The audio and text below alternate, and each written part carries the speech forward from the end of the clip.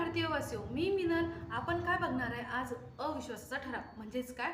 Non confidence motion. आता संविधानात आपल्याला तीन गोष्टी बघायला भेटतात. पहिली गोष्ट म्हणजेच काय?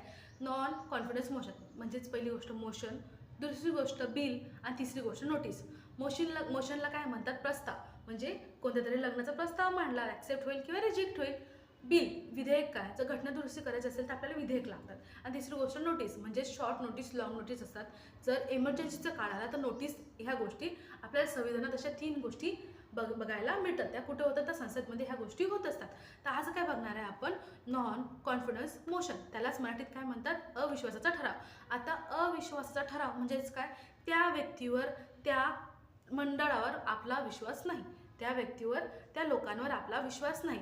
मग अविश्वास कशासाठी असतो? की त्या व्यक्तीने संविधानाशी किंवा आपल्या सार्वभौमतेशी किंवा काहीतरी मिसबिहेव केलं आहे, त्याच्यामुळे आपल्या बाकी लोकांचा, बाकी खासदारांचा, बाकी मंत्र्यांचा त्या राहिलेल्या मंत्र्यावर विश्वास नाही आहे. मग हे आता याचं आपण प्रक्रिया बघूया. तर हे कुठं मांडता येते? तर आपल्याला फक्त लोकसभेत अविश्वासाचा ठराव मांडता येतो. आता मुलीचे लग्न करायचं असेल तर ठराव फक्त मुलीच्या घराकडेच मांडावं लागेल ना.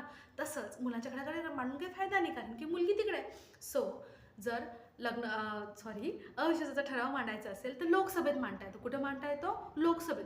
पण जर राज्याचा असेल तर विधानसभेत मांडताना आपल्याला दिसते. राज्याचा विधानसभेत, केंद्राचा लोकसभेत, केंद्राचा संसदचा लोकसभेत. दुसरी गोष्ट म्हणजे की संविधानात कुठेही अविश्वासाचा ठराव नमूद नाही. कुठेही अविश्वासाचा ठराव हे संसद पूर्ण चालून बघा, तुम्हाला कुठेही अविश्वासाचा ठराव हा शब्द दिसणार नाही. मग कुठं असेल तर यांनी काय केले? कलम 198 ते 9 आहे, तो मराठीत आहे.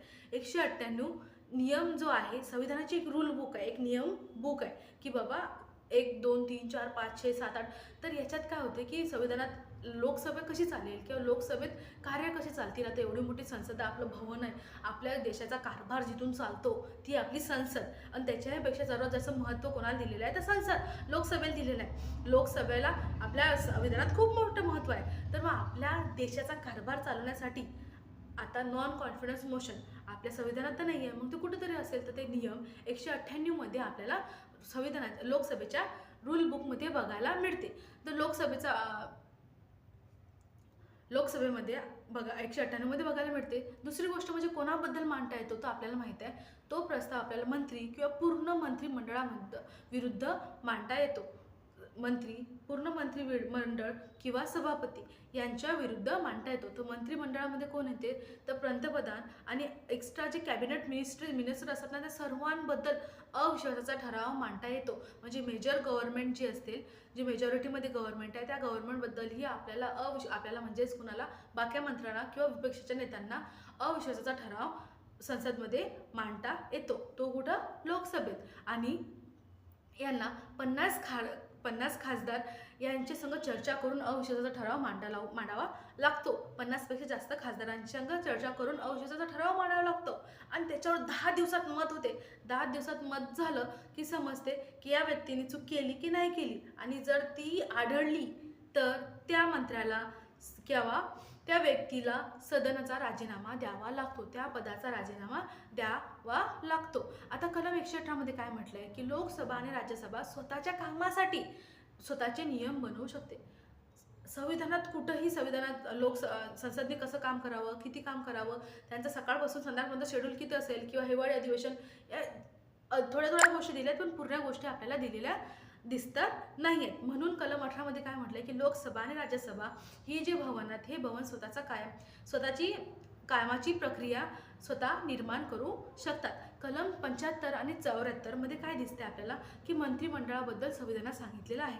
तर मंत्रिमंडळामध्ये काय की मंत्रिमंडळ जेवढे संसदमध्ये बसलेले लोक असतील लोकसभेमध्ये, ते कोणाला जबाबदार आहेत? तर ते लोकसभेला जबाबदार आहेत. त्यांनी जे काही केलं असेल ते कुठे जबाबदार आहेत? तर लोकसभेला, पार्लमेंटला जबाबदार असलेले आपल्याला दिसते.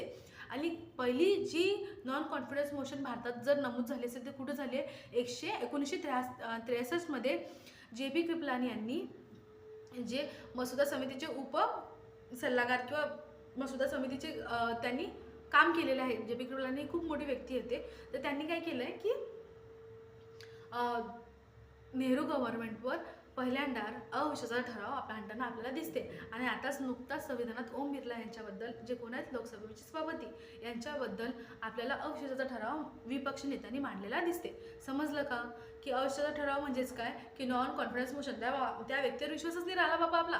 आता मग काय की लोकसभेत मांडता येतो. दुसरी गोष्ट संविधानात तो कुठेही नमूद नाही. आणि संविधानात जर काही काम करायचं असेल, लोकसभेला काही काम करायचं असेल, तर कुठेही 198 नियमावलीत आपल्याला बघायला मिळते. कोणाबद्दल मांडता येतो? तो मंत्री, संपूर्ण मंत्रिप्रदेश किंवा सभापती, लोकसभेचा सभापती, राज्यसभेचा अध्यक्ष. तर राज्यसभेच्या अध्यक्षाबद्दल आपण नॉन कॉन्फिडन्स मोशन घेऊ शकतो का? तर नाही घेऊ शकत. थँक्यू.